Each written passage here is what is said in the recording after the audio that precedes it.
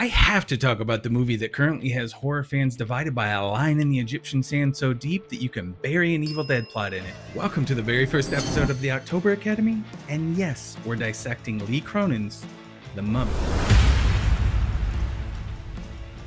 Hey man, I know it's been 2 weeks since it's been out.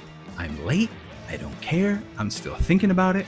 And you know what? My expectations were buried deeper than King Tut's tomb on this one, but I came out the other side of this possession-filled roller coaster absolutely psyched.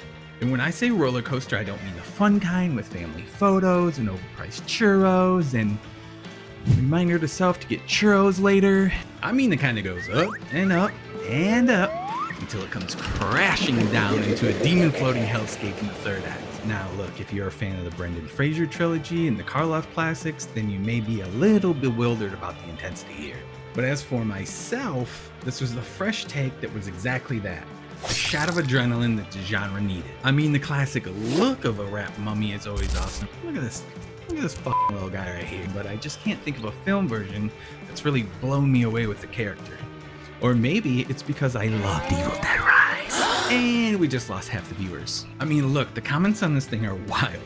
People seem to love the hell out of it, or they found it so dull that they almost walked out on it. Now, I respect both sides of the argument, but come on, my guy. The toenail. The toenail. And I don't care who you are, that's not just cinema, that's a direct attack on my central nervous system. I felt it in my shoes, my dude. Either way, you need to see it to pick a side. Are you team Cronin or are you team Cronin? Oh, and quick side note for my fellow physical media nerds, Waxwork Records killed it on the soundtrack.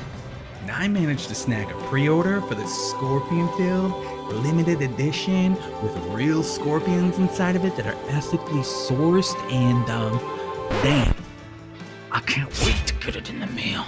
Now if you missed out on that one or the extremely cool sand-filled variant they came out with, there's a standard release that's sand and blood colored that's still a masterpiece. Anyway, it's time to fight it out in the comments. What's your take? What mummy movie should I have watched instead? Well, that about wraps it up for our first episode. Yikes. Stay spooky out there. Either way, if you haven't seen it yet, you need to pick a side, because there's only two. There's no middle. There's no, oh, it's okay. Oh.